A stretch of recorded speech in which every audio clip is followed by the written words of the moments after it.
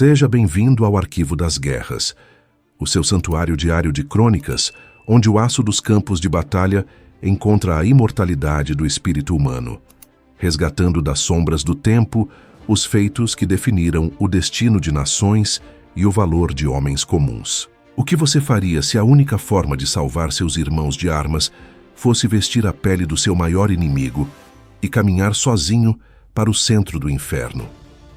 Nas montanhas gélidas da Itália, um pracinha brasileiro realizou o impensável.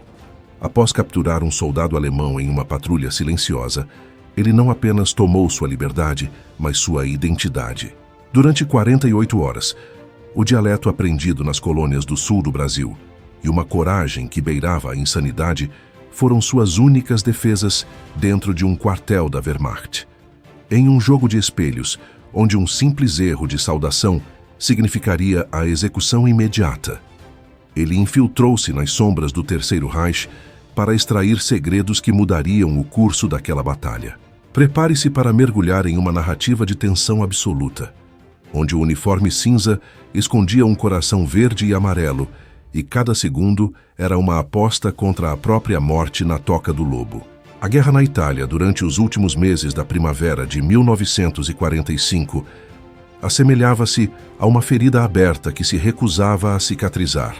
Um território onde a beleza das vilas de pedra e das oliveiras centenárias fora violentamente substituída pelo cinza opressor do concreto armado e pela lama negra que tudo consumia. Para os soldados da Força Expedicionária Brasileira, a Itália não era apenas um tabuleiro de xadrez tático, mas um labirinto psicológico onde a saudade do sol tropical colidia frontalmente com o frio cortante dos Apeninos. Naquele setor específico da frente de combate, próximo às encostas que vigiavam os vales em direção ao norte, a resistência alemã estava encastelada em uma disciplina férrea e em uma logística de defesa que parecia inexpugnável. O comando brasileiro sabia que havia uma movimentação incomum na retaguarda inimiga, uma reorganização de blindados e artilharia pesada que poderia resultar em um contra-ataque devastador contra as posições aliadas. No entanto, as patrulhas de reconhecimento tradicionais não conseguiam ultrapassar o cinturão de sentinelas e campos minados que protegiam o quartel-general alemão local, instalado em um antigo monastério, transformado em fortaleza. No seio daquela atmosfera de estagnação mortal e tensão elétrica, um soldado brasileiro destacava-se não pelo tamanho ou pela força física bruta, mas por uma habilidade que o tornava um trunfo invisível. Nascido nas colônias germânicas do sul do Brasil, ele crescera ouvindo e falando o dialeto dos antepassados, uma língua que agora era a voz do inimigo, mas que para ele era apenas uma ferramenta de comunicação moldada pela sua história familiar. Ele possuía a malícia natural do brasileiro, aquela capacidade de observar os vácuos da autoridade e de se adaptar a situações extremas com uma calma que muitos confundiam com indiferença. Naquela noite de névoa espessa, ele não foi enviado para uma missão oficial de infiltração. O destino, esse arquiteto irônico dos campos de batalha, colocou-o frente a frente com a oportunidade durante uma patrulha de rotina na terra de ninguém. Entre as árvores nuas e o solo úmido que abafava o som das botas, o brasileiro e seu pequeno grupo interceptaram um soldado alemão isolado, um Obergefreiter que parecia ter se perdido de sua unidade ou que talvez estivesse buscando um momento de silêncio longe do horror das trincheiras. O confronto foi rápido, silencioso e seco, resolvido no combate corpo a corpo antes que o inimigo pudesse sequer pensar em acionar o gatilho de sua submetralhadora MP-40. Ali, sob a luz pálida da lua filtrada pela neblina, uma ideia audaciosa, perigosa e quase suicida brotou na mente do pracinha. Ele olhou para o prisioneiro, um homem de estatura e compleição física assustadoramente semelhantes às suas, e depois olhou para as linhas inimigas que brilhavam timidamente na distância. A troca não foi apenas de roupas, mas de realidades existenciais. Sob a mira dos companheiros brasileiros, que observavam a cena em um silêncio de choque, o soldado começou o ritual de despojamento. Ele retirou o seu uniforme verde-oliva, a farda que carregava o símbolo da cobra fumando, e vestiu a lã grossa e cinza da Wehrmacht. Ao abotoar a túnica inimiga, ele sentiu o peso de uma identidade que não era sua, o cheiro de tabaco barato e de sabão europeu que impregnava o tecido. Ele ajustou o cinto com a fivela onde se lia Gott mit uns e sentiu um calafrio que não vinha do frio da noite, mas da compreensão da magnitude do que estava prestes a realizar. Se fosse capturado, não haveria a proteção da Convenção de Genebra. Ele seria executado como espião sem julgamento, em um paredão de fuzilamento anônimo. Ele instruiu seus companheiros a levarem o prisioneiro alemão, agora vestido com as roupas do brasileiro, de volta para as linhas aliadas e a esperarem por ele durante 48 horas. Se ele não voltasse, deveriam considerar o acordo encerrado. O pracinha caminhou em direção ao quartel inimigo com a postura rígida que aprendera a imitar ao observar os prisioneiros alemães. Cada passo era uma negociação com o próprio medo. Ao se aproximar do primeiro posto de controle, a voz do sentinela alemão cortou a noite como um chicote, exigindo a senha. O brasileiro não hesitou. Usando o dialeto perfeito e um tom de voz que misturava exaustão com a impaciência típica de um soldado veterano, ele respondeu. O sentinela, um jovem de rosto pálido e cansado, apenas assentiu com a cabeça, nem mesmo se dando ao trabalho de verificar os documentos de um homem que vestia o uniforme correto e falava a língua da pátria com a cadência natural de quem nascera nas margens do Reno. O brasileiro cruzara a fronteira invisível. Ele estava agora dentro da boca do lobo, caminhando entre soldados alemães que discutiam ordens, limpavam armas e preparavam-se para o dia seguinte, sem desconfiar que um invasor tropical estava infiltrado em seu santuário de ferro. O monastério transformado em quartel era um ambiente de uma disciplina sufocante e de uma organização geométrica que contrastava com a fluidez do acampamento brasileiro. O cheiro predominante era o de repolho cozido, óleo de máquina e o suor rançoso de homens confinados. O pracinha brasileiro, agora agindo como um autômato da Wehrmacht, infiltrou-se no refeitório e depois nos alojamentos, mantendo-se sempre na periferia das conversas, mas com os ouvidos aguçados para captar cada fragmento de informação técnica. Ele observava a disposição das metralhadoras nos pátios internos, o número de blindados Panther que estavam sendo abastecidos na retaguarda e, o mais importante, a localização da sala de mapas onde os oficiais de alta patente se reuniam. A tensão era constante. Cada vez que um oficial passava, o brasileiro precisava bater os calcanhares e fazer a saudação regulamentar, sentindo o coração martelar contra o peito como se fosse explodir o tecido da túnica alemã. Nas primeiras 24 horas, ele tornou-se uma sombra dentro do quartel. Ele aprendeu os horários das trocas de guarda, identificou quem eram os oficiais mais rigorosos e quem eram os suboficiais que relaxavam a vigilância durante a madrugada. Ele dormiu em uma beliche vazia, cercado pelo ronco de inimigos que, se soubessem de sua verdadeira identidade, o estraçalhariam ali mesmo. A madrugada era o período de maior perigo, pois o silêncio do quartel amplificava qualquer som e qualquer hesitação. Foi durante uma dessas rondas silenciosas que ele conseguiu aproximar-se da área restrita do comando. Ele viu, através de uma janela entreaberta, o mapa da linha gótica estendido sobre uma mesa maciça, com marcações em vermelho que indicavam os pontos de ruptura planejados para o contra-ataque alemão. Suas mãos escondidas nos bolsos do uniforme cinza tremiam não pelo frio, mas pela compreensão de que ele estava diante da chave para a sobrevivência de sua própria divisão. Ele precisava memorizar cada posição, cada número de unidade e cada horário de movimentação. Sua mente de engenharia prática, moldada pela vida dura no Brasil, trabalhava agora como uma câmera fotográfica humana, registrando as coordenadas geográficas e os símbolos militares alemães.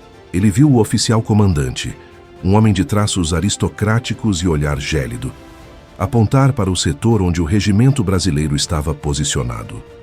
O ataque estava marcado para a manhã seguinte à sua saída planejada.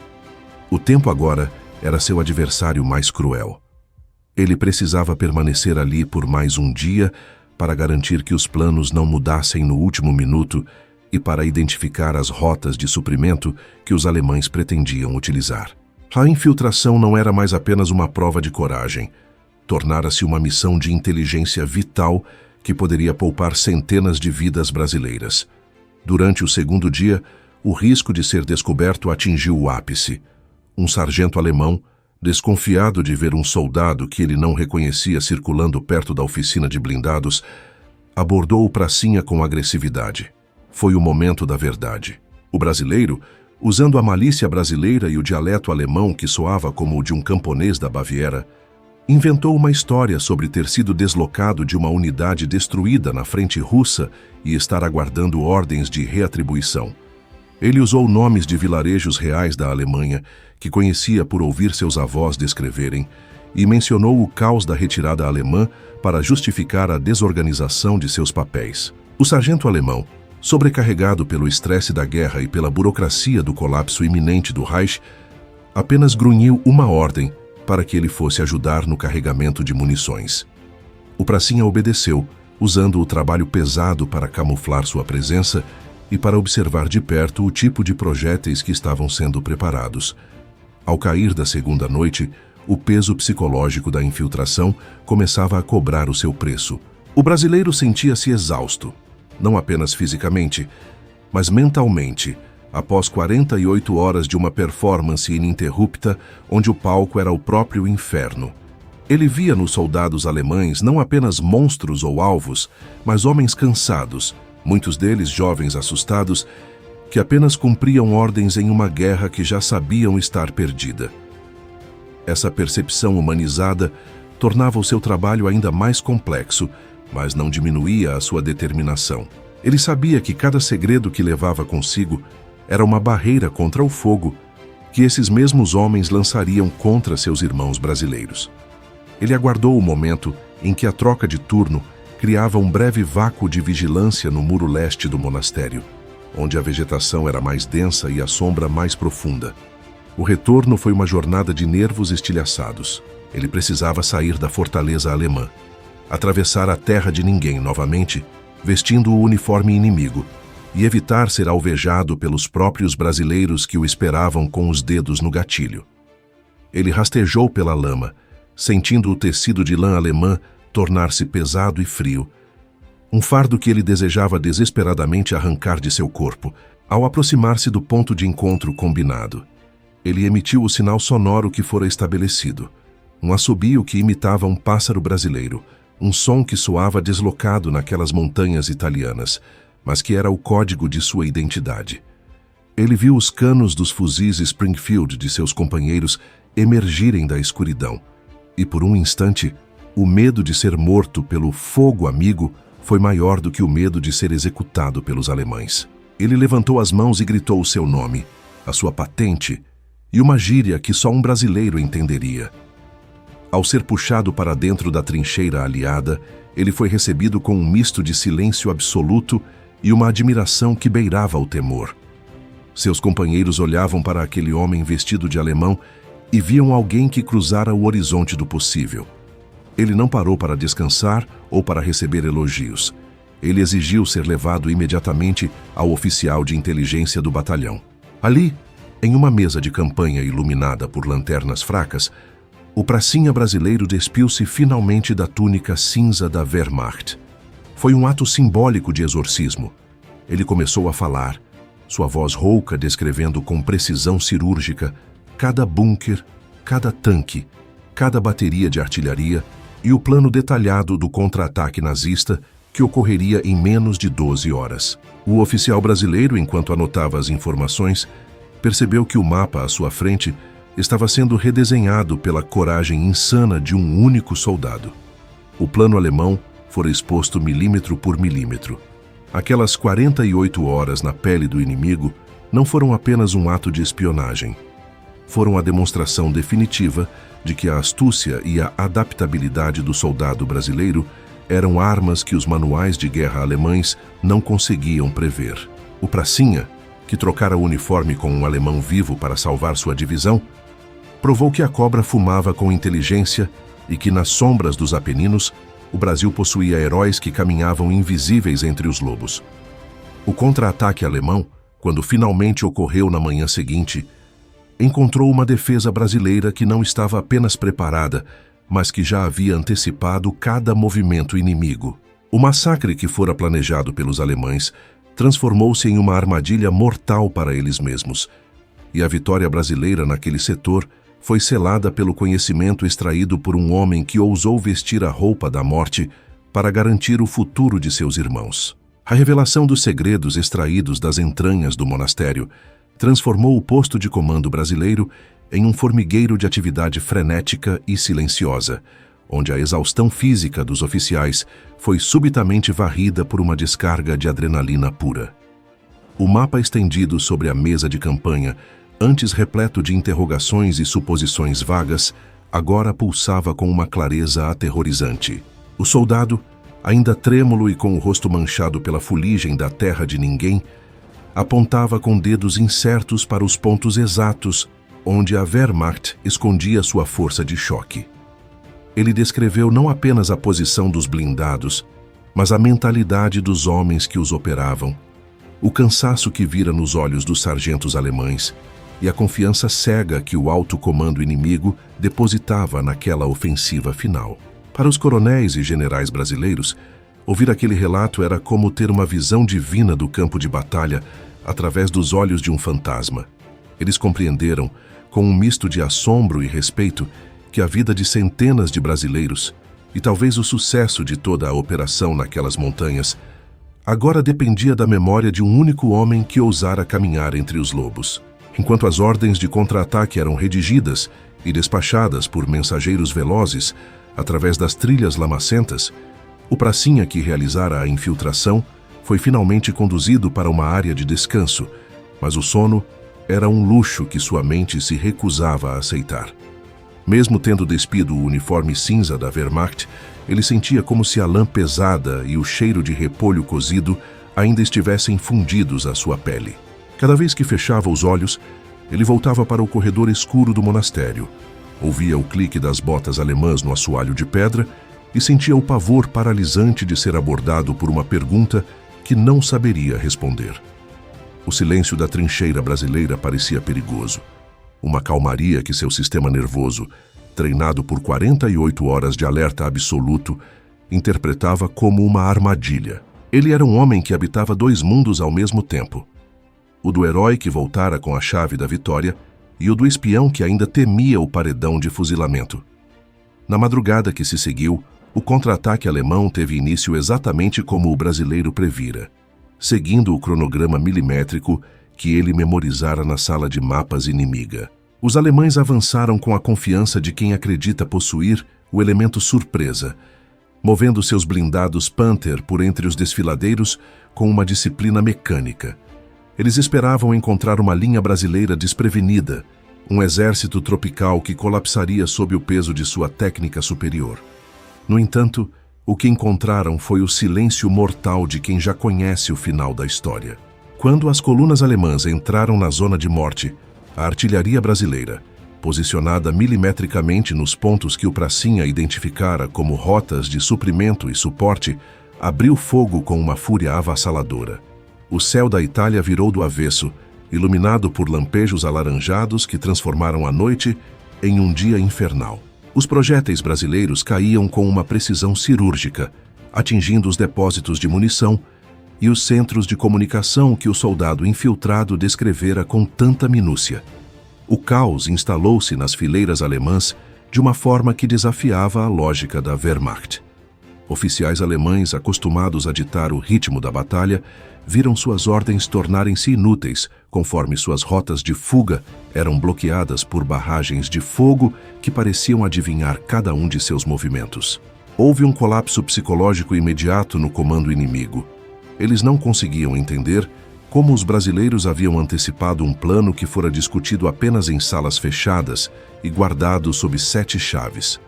O pavor de uma traição interna ou de uma inteligência aliada sobrenatural começou a corroer a moral dos soldados alemães. Enquanto isso, a infantaria brasileira, agora protegida pelo conhecimento de onde estavam os ninhos de metralhadoras inimigas, avançou com uma determinação que os alemães nunca haviam presenciado. O contra-ataque nazista que deveria ter sido o golpe de misericórdia contra a febre, transformou-se em uma das maiores debandadas e derrotas táticas da Wehrmacht naquele setor da guerra. O soldado que tudo iniciara observava o clarão das explosões ao longe, sentado em um caixote de munição na retaguarda. Ele sentia uma mistura estranha de alívio e melancolia. Ao ver os prisioneiros alemães sendo conduzidos para as linhas brasileiras, homens que talvez ele tivesse cruzado no refeitório do monastério ou com quem dividira o silêncio de um alojamento, ele sentia a complexidade humana da guerra de uma forma que poucos militares conseguem entender. Ele vira a face humana do inimigo, conhecera seus medos e suas fraquezas de perto, e essa proximidade tornava a sua vitória uma conquista amarga, porém necessária. Ele salvara seus irmãos, sim, mas fizera isso ao trair a hospitalidade involuntária de homens que também eram vítimas de uma engrenagem maior e mais cruel de destruição. O uniforme cinza que ele usara agora jazia em um canto, um amontoado de pano sem alma, mas que para ele simbolizaria para sempre o momento em que a sua identidade fora testada até o limite da ruptura. Com o fim dos combates naquele setor e a consolidação da vitória brasileira, a história da infiltração começou a circular entre os regimentos como uma lenda viva, um conto de audácia que inflamava o orgulho dos pracinhas. O homem que trocara o uniforme com o inimigo tornou-se um símbolo da malícia brasileira, um termo que no contexto da guerra significava a capacidade superior de adaptação, a inteligência emocional para ler o ambiente e a coragem para agir fora dos manuais tradicionais. Os americanos e britânicos, ao tomarem conhecimento dos detalhes da operação através dos relatórios de ligação, ficaram estupefatos com a simplicidade e a eficácia do plano. Eles, que dependiam de vasta tecnologia de escuta e reconhecimento aéreo, viram-se diante de um sucesso absoluto obtido através do fator humano mais básico, a capacidade de um homem de se tornar outro para proteger os seus.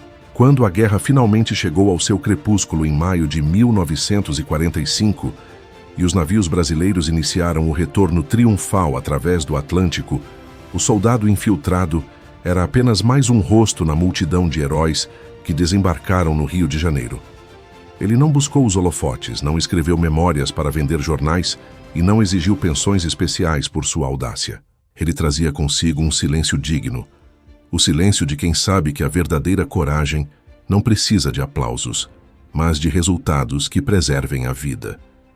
Ele voltou para o sul do Brasil, para as colônias, onde o dialeto alemão ainda era falado nas mesas de jantar e nas praças das igrejas. No entanto, para ele, aquela língua nunca mais soaria da mesma forma. Cada vez que ouvia uma palavra em alemão, sua mente viajava instantaneamente para o frio dos Apeninos, para o cheiro de óleo de máquina do monastério e para a tensão de 48 horas em que sua vida dependera da perfeição de sua pronúncia. Ele seguiu sua vida como um cidadão exemplar, um homem de poucas palavras que trabalhava a terra ou operava máquinas com a mesma precisão que usara para memorizar os mapas inimigos. Seus vizinhos e amigos sabiam que ele fora para a guerra, sabiam que ele era um veterano da FEB, mas poucos conheciam a profundidade do segredo que ele carregava sob a pele. Para ele, o uniforme alemão que vestira era uma cicatriz invisível, um lembrete de que o ser humano é capaz de transformações extremas quando a necessidade se impõe. Ele guardava em uma caixa de sapatos velha apenas um pequeno botão metálico da túnica inimiga, não como um troféu de ódio, mas como uma lembrança da noite em que ele fora o espião solitário no coração do Reich, o brasileiro que enganou a Wehrmacht para garantir que o sol voltasse a brilhar sobre seus companheiros. O legado dessa infiltração impossível permanece gravado no DNA da Força Expedicionária Brasileira como a prova definitiva de que o Brasil não enviou apenas soldados para a Europa.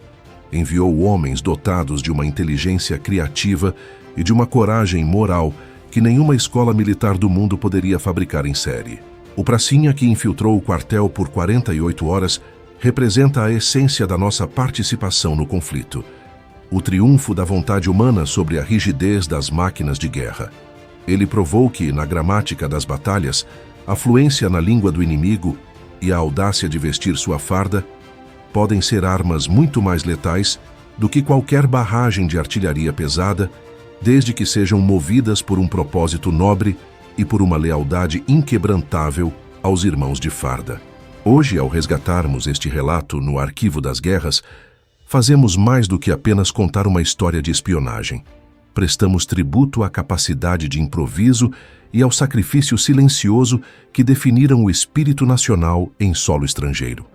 A história do homem que foi 2 soldados ao mesmo tempo, que caminhou no limite entre a lealdade e a traição técnica para salvar vidas brasileiras, é uma joia bruta da nossa história militar que merece ser polida e exibida com orgulho.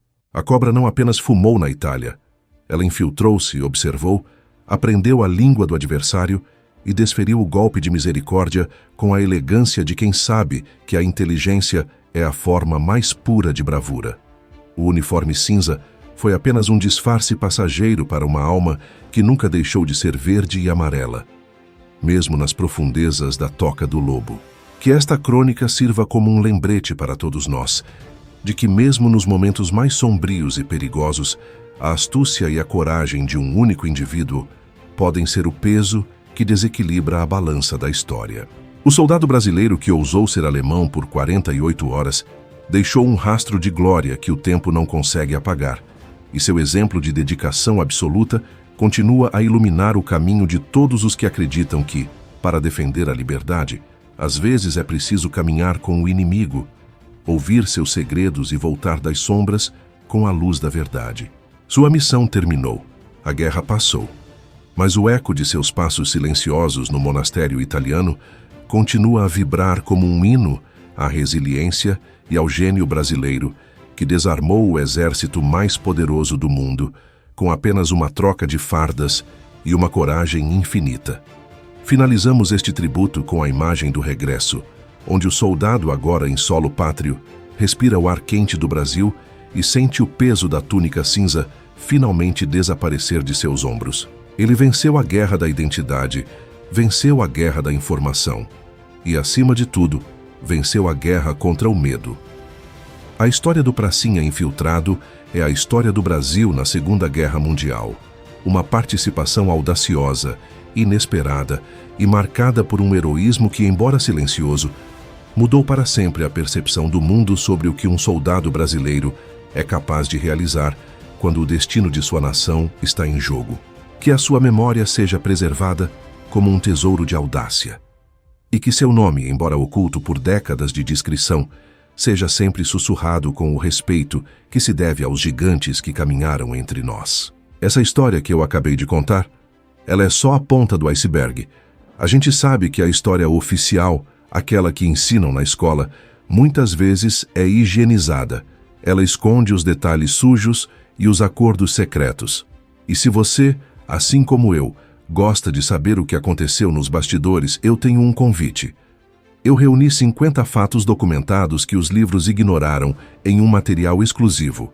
O lado oculto da história. O link para baixar está aqui na descrição ou no QR Code da tela, se estiver na TV. E como forma de agradecer a você que ficou comigo até o final desse vídeo, eu liberei um desconto especial. Na hora da compra, digite o cupom BRASIL, tudo maiúsculo, para garantir um preço exclusivo. É um presente meu para os inscritos mais fiéis. Clica lá e boa leitura.